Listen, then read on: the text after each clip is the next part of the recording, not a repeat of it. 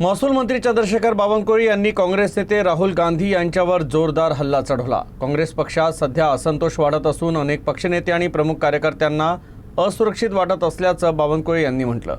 तर राहुल गांधींच्या नेतृत्वावरील विश्वास कमी होत असून त्यामुळे काँग्रेस नेते आणि कार्यकर्ते पक्ष सोडून जात आहे आणि असा कल दिसून येत आहे असंही ते म्हणाले।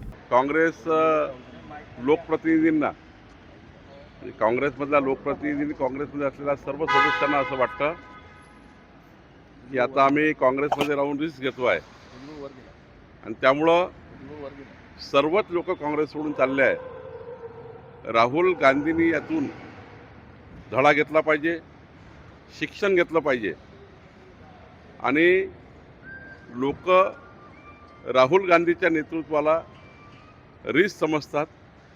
राहुल गांधीचं नेतृत्व म्हणजे काँग्रेसला मातीमोल करणारं नेतृत्व आहे।